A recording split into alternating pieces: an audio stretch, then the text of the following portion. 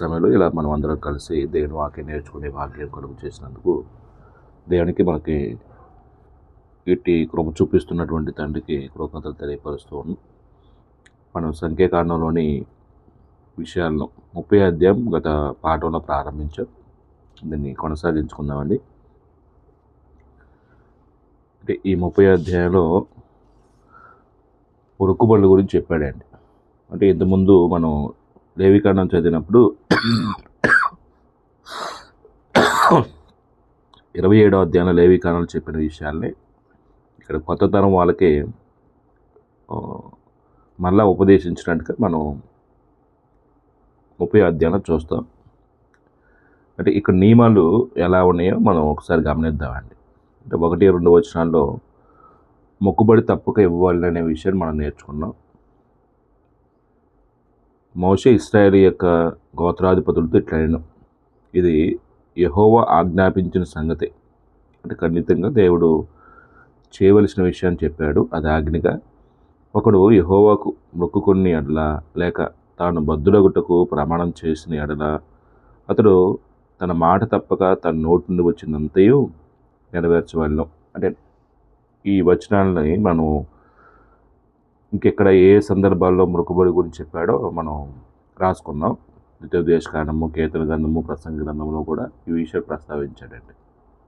అంటే మనం ఏదైనా మొక్కుకున్నప్పుడు ఆ మొక్కుబడికి బద్దులుగా ఉండాలి. దేవుడు మనకి ఏదైనా మేలు చేసే విషయంలో, దేవా నువ్వు నాకు ఇది చేస్తే నేను నీకు ఇది ఇస్తాను అని మనం మొక్కుకున్నప్పుడు అది యెహోవా ఎదుట ఆయన సన్నిధిలో మనం ప్రమాణం చేశాం కాబట్టి, మాట ఇచ్చాం కాబట్టి మాట తప్పకూడదు. దేవునికే కాదు, మనం మనుషులకు మాట ఇచ్చినా ప్రమాణం చేసినప్పుడు ఆ ప్రమాణం ఏం చేయకూడదు అంటే మాట తప్పకూడదండి. ఎందుకంటే దేవుని పిల్లలైన వారు క్రొత్త నిబంధన ప్రకారంగా యేసుప్రభు స్పష్టంగా మాట చెప్పాడు. మన మాట అవునంటే అవును, కాదంటే కాదు విధంగా ఉండాలి అనేది. ఈ మొక్కుబడులు అనేది ఇప్పుడు ప్రత్యేకంగా వ్యక్తిగత విశ్వాస జీవితానికి సంబంధించిందండి. కొంతమంది బిడ్డలు పుట్టినప్పుడు బిడ్డలు పుడితే దేవుని సేవకి ఇస్తా అని చెప్పుకుంటారు, మొక్కుకుంటారు దేవునికి. లేకపోతే నాకు ఏదైనా ఉద్యోగంలో ప్రమోషన్ వస్తే, లేకపోతే నా జీతం పెరిగితే చర్చికి ఏదైనా చేయాలనుకుంటారు. అంటే ఇది పర్సనల్ అండి. కొత్త నిబంధన ప్రకారంగా మనం ఈ మొక్కుబడుల గురించినటువంటి ప్రస్తావన మనకి లేకపోయినా దేవునికి ఇచ్చే విషయంలో దేవుడు నాకు ఇచ్చాడు, దేవుని యొక్క పరిచర్య నిమిత్తము నేను ఎలాగో ఉపయోగపడగలనని కొంతమంది విశ్వాసం కలిగిన వారు కొత్త నిబంధనలో సంఘాలు ప్రారంభమైనప్పుడు వారి కుటుంబాలు, వారి యొక్క ఇల్లు కానీ వారి ధనం కానీ దేవుని పనికి ఎలాగో ఉపయోగించారు మనం చూస్తామండి. అయితే ఇప్పుడు చిన్నపిల్లలుగా ఉన్నప్పుడు మొక్కుకుంటారు. అవి మొక్కుబడి చెల్లించే విషయంలో వారికి ఆర్థిక స్తోమత ఉండదు. ఎందుకంటే వాళ్ళే తల్లిదండ్రుల మీద ఆధారపడతారు. అప్పుడు మరి వాళ్ళు ఆ మొక్కుడు ఎలా చెల్లించాలి? తండ్రి చెప్తే దాన్ని ఒకవేళ చెల్లించిన పరిస్థితి తండ్రి ఉన్నా అనుకోండి, ఎవరు చెప్పి మొక్కుకున్నా నువ్వు, నేను ఎలా ఇవ్వగలను, అది నువ్వు మొక్కుకుంటే నాకు చెప్పాలి కదా అని కూతురు మీద కానీ కొడుకు మీద కానీ కోపపడతాడండి. అంటే వాళ్ళ మధ్య వైర్యం పెరిగిద్ది. అలా వైర్యం పెరగకుండా ఉండటానికి ఒక నియమం చెప్పాడండి. చూద్దాం ఒకసారి. 3వ వచనం నుంచి 6వ వచనం వరకు ఇంకో పేరాగా రాసుకుందాం. మీరు 1-2 వచనాల్లో మొక్కుబడులను తప్పక ఇవ్వవలెను అని చెప్పాడు. ద్వితీయోపదేశకాండం చెప్పిన మాట అయితే, మనం చెల్లించకపోతే మొక్కుబడి యెహోవా దాన్ని ఏ విధంగా అయినా రాబడతాడంటే, దేవుడు రాబడతాడు. అది మనం పాపంగా కూడా దేవుడు చూస్తాడు, ఇవ్వలేదు కాబట్టి. 2 విధాలు నష్టపోతామండి. కాబట్టి మనం మొక్కుకున్నప్పుడు ఇస్తానని చెప్పినప్పుడు తప్పకుండా దాన్ని ఏం చేయాలంటే మాట నెరవేర్చాలి. ఆ మాట కట్టుబడి ఉండాలి, బొద్దులుగా ఉండాలి. అప్పుడు మరియు ఒక స్త్రీ 3వ వచనంలో, ఒక స్త్రీ బాల్యంన తన తండ్రి ఇంటి నుండగా యెహోవాకు మొక్కుకొని బద్ధురాలైన ఎడల ఆమె తండ్రి ఆమె మొక్కుబడిని ఆమె కలుగు చేసుకునే బాధ్యతను విని దాని గురించి ఊరకుండిన ఎడల, అంటే ఒక కూతురు ఉంది, బాల్యంలో ఏదో మొక్కుకుంది, తండ్రికి చెప్పిందండి. అప్పుడు ఆ తండ్రి ఊరుకున్నాడు. ఆ ఊరుకున్నాడంటే అర్థం ఏంటంటే ఆ మొక్కు చెల్లించే విషయంలో సమ్మతించాడనే ఉద్దేశం. అంటే ఆ మొక్కు తప్పకుండా చెల్లించాలండి. అది చెప్తున్నాడు మొదట. విని దాని గురించి ఓరుకున్న ఎడల ఆమె మొక్కుబడులన్నీ నిలుచును. ఆమె తాను బద్దురాలగుటకు పెట్టుకొనిన ఒట్టు నిలుచును. ఆమె తండ్రి వినిన దినమున ఆక్షేపణ చేసిన ఎడల, ఇందా చెప్పే చూడండి, ఎవరు చెప్పుకున్నా నువ్వు మనం ఎలా చెల్లించగలం, మన దగ్గర ఎక్కడున్నాయి, అది కుదరదులే, మనం చేయలేవులే అని ఒకవేళ కూతురు మీద దెబ్బలాడాడు అనుకోండి, అప్పుడు ఎలా చేయాలి అది ఆ మొక్కుని అని అంటే, తాను బద్దురాలగుటకు పెట్టుకున్న ఒట్టు నిలుచును. అప్పుడు రెండో కండిషను, ఆమె తండ్రి వినిన దినమున ఆక్షేపణ చేసిన ఎడల ఆమె మొక్కుబడిలో ఏది ఆమె తల మీద పెట్టుకున్న బాధ్యతల్లో ఏది నిలువపోవును. అంటే ఇప్పుడు ఆ మొక్కు ఉండిద్దా, మొక్కు కొట్టివేయబడిద్దా? మొక్కు ఉండదండి. ఎందుకంటే తండ్రి ఆక్షేపణ చెప్పాడు, దాన్ని అంగీకరించలేదు. ఇప్పుడు ఎలా కుదిరిద్దని ఖచ్చితంగా హెచ్చరించాడు ఆ కూతుర్ని. అప్పుడు దేవుడు దాన్ని ఏం చేస్తాడు, పాపంగా చూస్తాడా, క్షమిస్తాడా చెప్పాడండి. అప్పుడు మొక్కుబడుల్లో ఏది ఆమె తన మీద పెట్టుకొనిన బాధ్యతల్లో ఏది నిలుగుపోవును. ఆమె తండ్రి దానికి ఆక్షేపణ చేసిన కనుక యెహోవా ఆమెను క్షమించును. దేవుడు ఆమె పట్ల ఏం కలిగి ఉంటాడంటే క్షమాగుణం కలిగి ఉంటాడండి. దోషంగా పాపంగా చూడండి దేవుడు. 3-6 వచనాలు ఏం రాసుకోవచ్చు అంటే, బాల్యంలో ఒక స్త్రీ చేసుకున్న మొక్కుబడులను గురించి, బాల్యంలో ఒక స్త్రీ చేసుకున్న మొక్కుబడుల గురించి, బాల్యంలో ఒక స్త్రీ చేసుకున్న మొక్కుబడుల గురించి.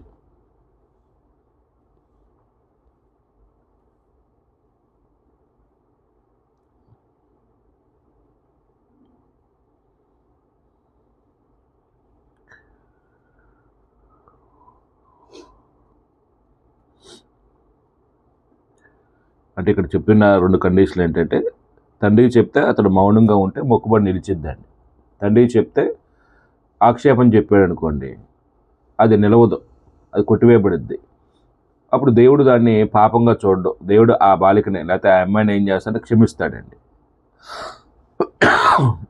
ఇప్పుడు బాల్యంలో ఏదో మొక్కుకుంది, పెళ్ళి అయిపోయింది, భర్త వచ్చాడు ఆమె జీవితంలోకి, తండ్రి దగ్గర నుంచి భర్త దగ్గరికి వెళ్ళింది.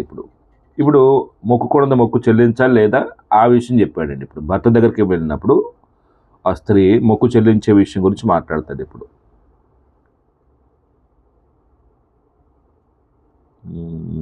7 నుంచి 16 వరకు చూద్దాం. 7 నుంచి 16 వరకు. ఆమెకు వివాహమైన తరువాత ఆమె మొక్కుకొనిన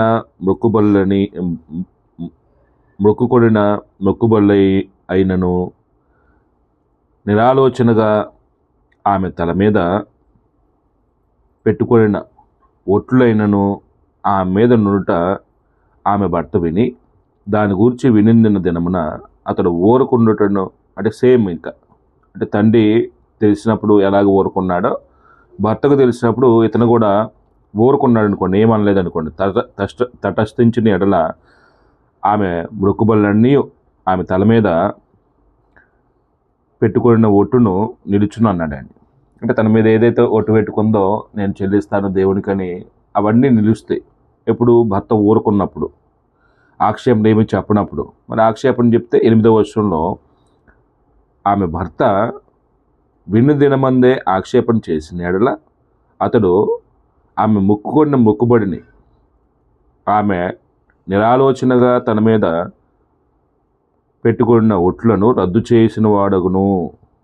అంటే ఒట్టు పెట్టుకుంది ఆ అమ్మాయి, ఆక్షేపణ చెప్పాడు, మనం ఎలా ఇవ్వగలం, అది నా దగ్గర లేవు, అది ఇవ్వలేను అనే భర్త చెప్పినప్పుడు ఆమె తన మీద పెట్టుకున్న ఒట్టుని దేవుడు ఏం చేస్తారంటే, ఇప్పుడు ఇందాకే సందర్భంలో ఎలాగ క్షమిస్తాడు, ఇప్పుడు కూడా అలాగనే క్షమిస్తాడండి.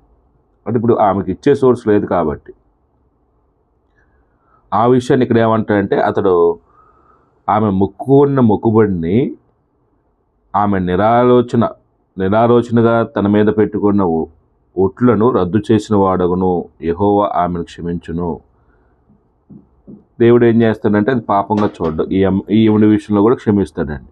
విధవరాలు కానీ, వెడనాడబడింది కానీ, తన మీద పెట్టుకున్న ప్రతి మొక్కుబడి నిలుచును. భర్త చనిపోయిన ఆవిడ కానీ, భర్త విడిచిపెట్టిన ఆవిడ కానీ ఏదైనా మొక్కుకున్నప్పుడు అది మొక్కు నిలుచును అన్నాడండి. అప్పుడు బ్రతుకున్నప్పుడు కానీ, భర్తతో ఉన్నప్పుడు కానీ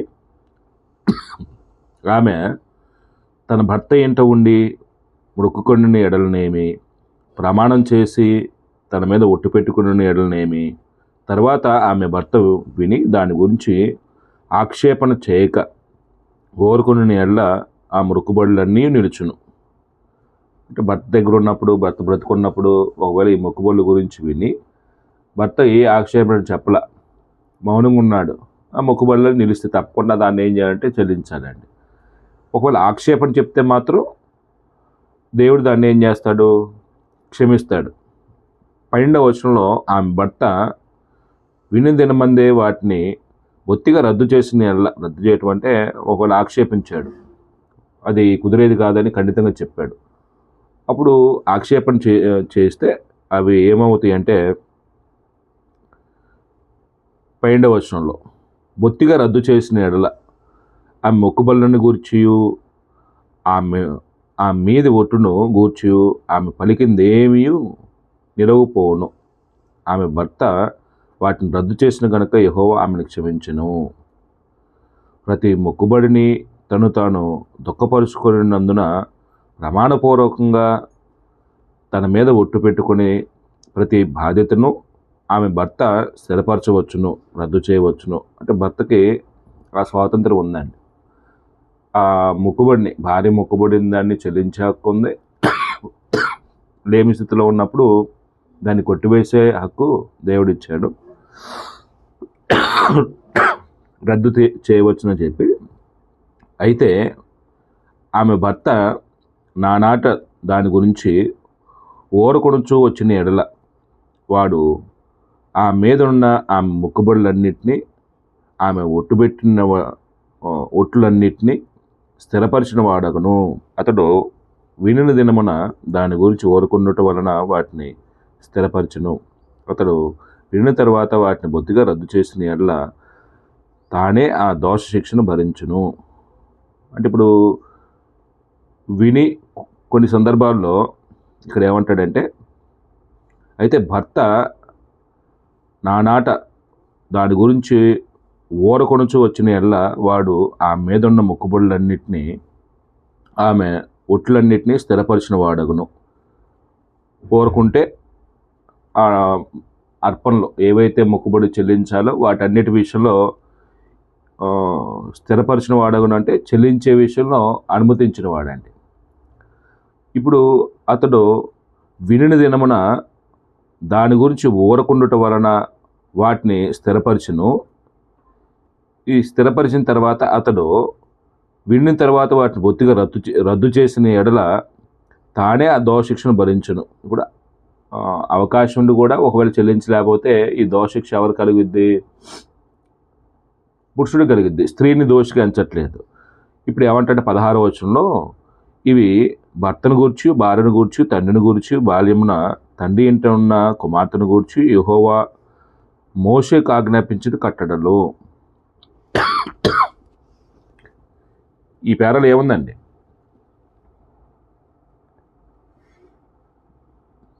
ఈ పేరాలు ఏముందండి?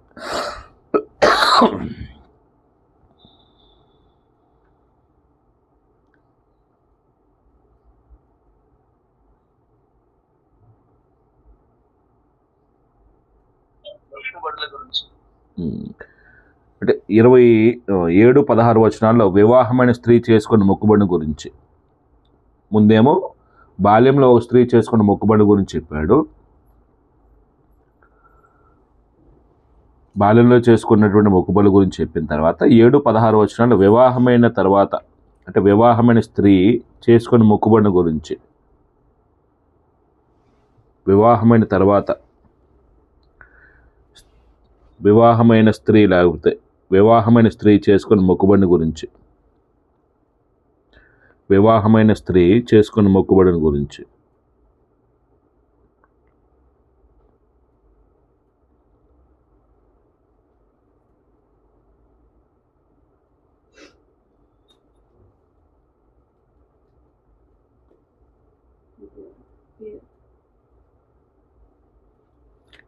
ఈ అధ్యాయాన్ని ఇంకో మాట చదువు గుర్తుపెట్టుకుందాం.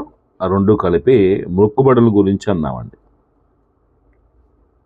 మొక్కుబడుల గురించి మొక్కుబడుల గురించి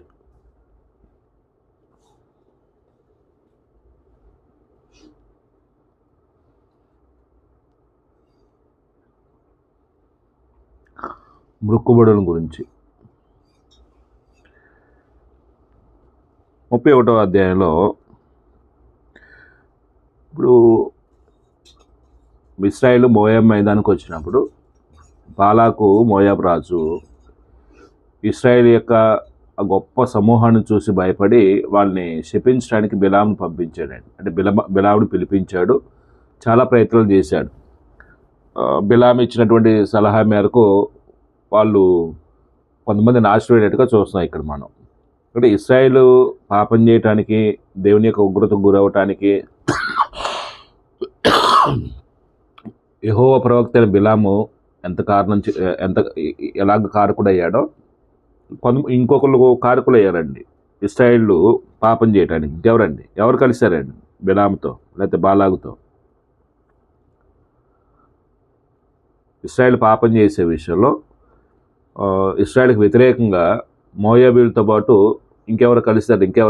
ఇంకో వర్గం మిద్యానీయులండి. అంటే ఇశ్రాయేల్ పాపం చేసే విషయంలో బాలాకు బిలామును పిలిపించినప్పుడు ఎవరి యొక్క సలహా మేరకు ఎవరిని కూడా కలుపుకున్నాడు ఈ బాలాకు అంటే మిద్యాను కూడా కలుపుకున్నాడండి. మనం గత చరిత్ర మనం చదివినప్పుడు ఇప్పుడు దేవుడు ఏం చేస్తున్నాడంటే ఈ మిద్యానీయుల్ని ఇశ్రాయేల్ చేతికి అప్పచెప్తున్నాడు. అంటే వాళ్ళ పాపం పండింది కాబట్టి వాళ్ళు చేసిన కీడుని బట్టి మీరు కూడా వారికి కీడు చేయండి అనే విషయాన్ని ఈ అధ్యాయంలో చెప్తాడండి. మనం ఇప్పుడు ఈ 31వ అధ్యాయంలో ఈ మిద్యానీయుల మీద ఇశ్రాయేల్ యుద్ధం చేసి వాళ్ళని ఎలా జయిస్తారు, యుద్ధంలో ఈ బిలాము అనేవాడు ఉన్నాడు చూడండి, యెహోవా ప్రవక్త, దురాశపరుడు, దుర్లాభాపేక్ష చేత ఇశ్రాయేల్ నాశనానికి కారణమైన వాడు, అతను కూడా చంపబడతాడండి. అది చూద్దాం ఇప్పుడు. మరియు యెహోవా మిద్యానీయులు ఇశ్రాయేలు చేసిన హింసకు ప్రతిహింస చేయుడి అంటే దేవుడే చెప్తున్నాడు. మరియు యెహోవా మిద్యానీయులు ఇశ్రాయేలుకు చేసిన హింసకు ప్రతిహింస చేయుడి. తర్వాత నీవు నీ స్వజనుని యొద్దకు చేర్చబడదు అని మోషేకు సెలవివ్వగా. అంటే దేవుడు ఏం చెప్తున్నాడు ఈ పేరాలో? మిద్యానీయులకు కలుగు చేసే హింసల గురించి మాట్లాడుతున్నాడండి. అంటే ఒకవేళ మనం రాసుకుంటే దేవుడు మోషేతో మిద్యానీయుల హింసకు ప్రతిహింస చేయుడని చెప్పుట.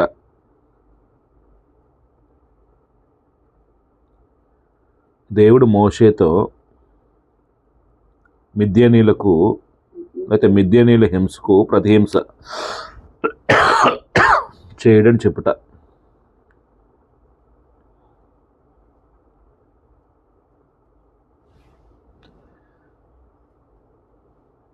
అంటే జరిగిన తర్వాత మోషే చనిపోతాడు. అది చెప్తున్నాడు 2వ వచనంలో. హింసకు ప్రతిహింస చేయండి అని చెప్పి తర్వాత నీవు నీ స్వజనుని ఎందుకు చేర్చబడదు అని మోషేకు సెలవివ్వగా. అంటే మోషే ఏమవుతాడు? ఇది జరిగిన తర్వాత చనిపోవాలని. రైట్. అప్పుడు 3వ వచనంలో మోషే ప్రజలతో మీలో కొందరు యుద్ధ సన్నద్ధులై మిద్యానీయుల మీదకు పోయి మిద్యానీయులకు యెహోవా విధించిన ప్రతిదండన చేయనట్లు ఇశ్రాయేలు గోత్రములన్నిట్లో ప్రతి గోత్రంలో నుండి 1000 మందిని అంటే 12 గోత్రాల్లో నుంచి ఇప్పుడు 12,000 మంది రావాలండి. ఆ యుద్ధమునకు పంపవాలని నేను. అంటే ఇప్పుడు మిద్యానీయులతో యుద్ధం. ఈ మిద్యానీయుల మీదకి పోవటానికి మోషే ప్రజలను పిలిచి ఏమంటున్నాడంటే ప్రతి గోత్రం నుంచి 1000 మంది యుద్ధ సన్నద్ధులే మిద్యానీయుల మీదకి పోవు, మిద్యానీయులను వాళ్ళకి ప్రతిదండన చేసేటట్లుగా దేవుడు ఏమంటున్నాడంటే ఇశ్రాయేల్ గోత్రములన్నిట్లో ప్రతి గోత్రం నుండి 1000 మందిని ఆ యుద్ధం పంపవలను. అట్లు గోత్రములన్నిటికీ 1000 మంది చొప్పున ఇశ్రాయేల్ సేనలో నుండి 12,000 యుద్ధ వీరులు ఏర్పరచబడగా మోషే వారిని అనగా ప్రతి గోత్రం నుండి 1000 మందిని యాజకుడకు ఎలియాజరు కుమారుడైన ఫినేహాసును పంపిను. అంటే ఈ ఫినేహాస్ గురించి మనం ఎక్కడ చూసాం? 25వ అధ్యాయం చూసాం కదండి. ఒకడు ఇశ్రాయేలుడు మిద్యాను స్త్రీని తీసుకొని తన సహోదరుల దగ్గరికి వెళ్ళి పాపం, అంటే సహోదరులు చూస్తుండగానే వెళ్ళి గుడారంలో పాపం చేస్తున్నప్పుడు చంపాడు కదా. ఈ ఫినేహాసు యెహోవా పక్షాన దేవుని కార్యాల పట్ల ఆసక్తి కలిగిన వాడు కాబట్టి ఇప్పుడు ఇతన్ని కూడా ఏం చేశారంటే ఆ యుద్ధానికి పంపడానికి సన్నద్ధులు చేశారండి. మోషే వారిని అనగా ప్రతి గోత్రం నుండి 1000 మందిని యాజకుడు ఎలియాజరు కుమారుడిని ఫినేహాసును పంపెను. అతని చేతిలోని పరిశుద్ధమైన ఉపకరణములను ఊదుటకు బోర్లను యుద్ధమును పంపెను. ఇప్పుడు యుద్ధానికి ఎలక్ట్ చేయడానికి బోర్లు ఊదే విషయంలో వారితో పాటు బోర్లు కూడా పంపించాడండి. ఇప్పుడు మనం ఈ పేరాన్ని మనం 3-6 వచనాల్లో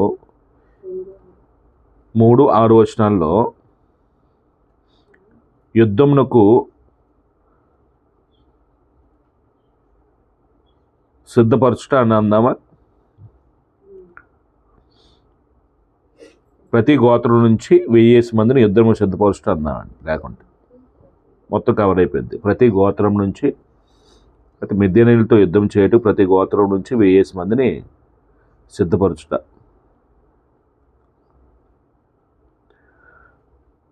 సింపుల్గానైతేనే యుద్ధంను సిద్ధపడుట అందాం. లేకుంటే మొత్తం కవర్ అవ్వాలంటే ప్రతి గోత్రం నుంచి 1000 మందిని యుద్ధమునకు సిద్ధపడుట.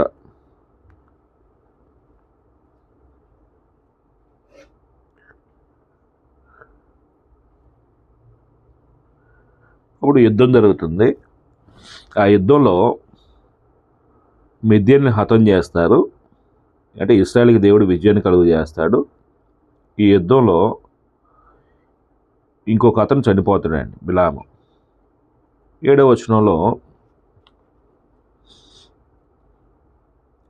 యెహోవా మోషేకి ఆజ్ఞాపించినట్లు వారు మిద్యానులతో యుద్ధం చేసి మగవారిని అందరినీ చంపిరి. చంపబడిన ఇతరులు గాక మిద్యాను రాజులను అనగా మిద్యాను 5 రాజులైన ఎవరిని ఏవీని, రేకేమును, సూరును, హూరును, రేబను చంపిరి. అంటే మిద్యాను ప్రాంతాన్ని 5 రాజులు పంచుకున్నారండి. ఈ 5 రాజుల్ని ఏం చేశారండి? చంపేశారు. వీరితో పాటు బెయేరు కుమారుడైన బిలామును ఖడ్గంతో చంపిరి. ఈ బెయేరు కుమారుడైన బిలాం ఎవరు? యుద్ధంలో ఇతను చంపడానికి కారణం ఏంటి? కారణం ఏంటండి ఇతను చంపడానికి? దేవుడు ప్రవక్త అయ్యుండి కూడా బహుమానాలను ఆశించి ఏం చేశాడంటే దేవుని ప్రజలు శపించబట్టడానికి కారకుడు అయ్యాడండి. అంటే బాలాకి ఇచ్చినటువంటి బహుమానాలు కక్కుర్తిపడి ఇశ్రాయేల్ పాపం చేయడానికి కారకుడు అయ్యాడు. ఎంత సంపాదించాడో తెలియదు కానీ, ఎంత పోగేసుకొని వెళ్ళాడో తెలియదు కానీ, ఏమనుభవించాడండి చివరికి? అతను పాపాన్ని మూటగట్టుకున్నాడండి వెళ్ళి.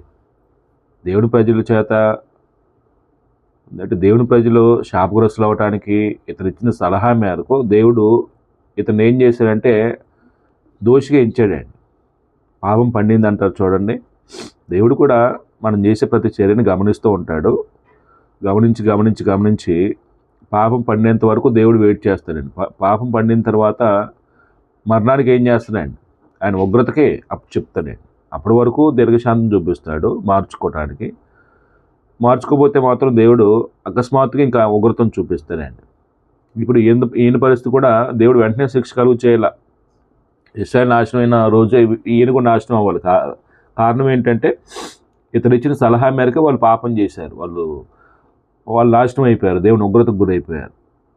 అయితే దేవుడు ఇతను పాపం పండేంతవరకు వెయిట్ చేశాడు. అతని పాపం అతను పట్టుకుంది. దేవుడు ఏం చేశాడు? నిర్దాక్ష్యంగా ఇశ్రాయేలు చేతిలోనే చావటానికి యెహోవా ప్రవక్తను చంపకూడదండి ఎవరు కూడా వాస్తవానికి. కానీ దేవుడు ఎందుకు అనుమతించాడు? ఇతడు యెహోవా ప్రవక్త ఉండి విరుద్ధంగా, దేవుని ప్రజలకు విరుద్ధంగా పనిచేయటం ప్రారంభించాడు. ఫలితం ఏంటంటే అంటే ఏ కారణం చేత అంటే బహుమతులు ఆశించండి, అధికారాన్ని ఆశించి, లేకపోతే అతను ఇచ్చే ఏదో బెనిఫిట్స్ ఆశించి కక్కుర్తి పడ్డాడు. ఇప్పుడు ఆ పాపాన్ని మూట కట్టుకుని వెళ్ళాడు. ఏమనిపించాడండి పాపం? ఇక్కడ కూడా ఈ భూమి మీద మనం అర్థం చేసుకోవాల్సింది ఏంటంటే, మనం న్యాయంగాను చాలా సంపాదిస్తామండి. చనిపోయిన తర్వాత ఏం పట్టుకెళ్తాం? మనం ఏం పట్టుకెళ్తామండి? మంచి ఇల్లు కట్టుకున్నాడు, మోసం చేసి, అన్యాయం చేసి, అక్రమంగా సంపాదించి పెద్ద ఇల్లు కట్టుకున్నాడు. ఓ రోజు చచ్చిపోతాడు. ఆ ఇల్లుని తీసుకెళ్తాడా వెళ్తూ అంటే ఇల్లు అక్కడే ఉండుద్దండి, కానీ ఆయన ఉండండి. ఇంత బంగారం పోగేసుకున్నాడు, బీరువా లాకర్లో పెట్టుకున్నాడు. తీస్తే లోపల ఉండేది తప్ప ఆయన ఏం తీసుకెళ్ళడు కదా. కొన్ని లక్షలు సంపాదించాడు, కోట్లు సంపాదించాడు, బ్యాంకులో ఉన్నాయి, అక్కడే ఉంటాయండి. అతనేం తీసుకెళ్ళడుగా. అంటే మనం అర్థం చేసుకోవాల్సిన చిన్న సూత్రం ఏంటంటే, అన్యాయం చేసి, మోసం చేసి, అక్రమంగా సంపాదించింది ఏది మనం అనుభవించమండి. నిర్దాక్ష్యంగా ఏదో రోజున మనం ఏం చేయబడతామంటే ఇలాగనే రాలిపోతాం. ఒకవేళ అన్యాయం చేసి, మోసాలు చేసి సంపాదించినటువంటి సంపద ఒకవేళ మన పిల్లలు అనుభవించాలనుకుంటే మన పిల్లలకు కూడా శాపం జరిగిద్దండి. అది మనకే క్షేమం కాదు, మన పిల్లలకే క్షేమం కాదు. బైబిల్ చరిత్ర అంతా చదవండి. ఇలాగ అన్యాయంగా సంపాదించి, మోసం చేసి సంపాదించి, ధనాపేక్షకు కక్కుర్తిపడి, డబ్బుకు ఆశించి ఎంతమంది విశ్వాస సంబంధమైన జీవితంలో నాశనమైన వాళ్ళు ఉన్నారండి. ఆకార్ నాశనమయ్యాడా? గేహాజీ నాశనమయ్యాడా? ఈ బిలాము నాశనమయ్యాడా? అంటే వీళ్ళందరూ ఏం పాట నేర్పుతున్నారండి? అన్య సభ్యులు నాశనం అయిపోయారా? అంటే వీళ్ళందరూ ఏం పాట నేర్పిస్తున్నారు మనకి? మేము ధనాపేక్ష కలిగి ఉండకూడదు, మేము ఆశించి నాశనం అయిపోయాము, మీరు నాశనం అవ్వద్దు అని మనకి ఈ సంగతులన్నీ కూడా దేవుడు దృష్టాంతానికి ఉండటానికి ఇచ్చాడండి. ఆయన పాపం ఒక రోజు పండింది. ఏమైపోయాడంటే ఇశ్రాయేలు చేతిలో ఘోరంగా చచ్చిపోయాడు. అంటే ఆయన జీవితం ఎలా ముగిసిపోయిందండి? విషాదంగా ముగిసిపోయిందండి పాపం. అప్పుడు 9వ వచనంలో, అప్పుడు ఇశ్రాయేలు మిద్యాను స్త్రీలను, వారి చిన్నపిల్లలను చెరపట్టుకొని వారి సమస్త వస్తువులను, వారి గొర్రె మేకలన్నింటినీ, వారి కలిగిన యావత్తును దోచుకుంది. మరియు వారి నివాస పట్టణములన్నింటినీ, వారి కోట్లన్నింటినీ అగ్ని చేత కాల్చివేసిరి. పూర్తిగా ధ్వంసం చేసేసారండి. పురుషులందరూ చంపారు, పిల్లల్ని, స్త్రీలు చెరపట్టారు. కొన్నిటిని స్వాధీనం చేసుకున్నారు, కొన్నింటిని కాల్చివేశారండి. మరియు 11వ వచనంలో, వారు మనుషులనేమి పశువులనేమి సమస్త కొల్ల సొమ్మును మిద్యానీల ఆస్తి యావత్తును తీసుకునిరి. అంటే సంపూర్ణంగా ఏం చేశారు? ఇశ్రాయేలు మిద్యాల మీద ఆధిపత్యం కనపరిచారు. దేవుడు వారికి తోడుగా ఉన్నాడు కాబట్టి మిద్యాన్ని ఏం చేశారంటే జయించారండి. ఈ పేరాన్ని మనం ఏం చేత గుర్తుపెట్టుకోవచ్చండి అంటే 11 వరకు ఇశ్రాయేలు మిద్యానీలను జయించుట, లేదా హతం చేయుట. ఇశ్రాయేలు మిద్యానీలను హతం చేయుట.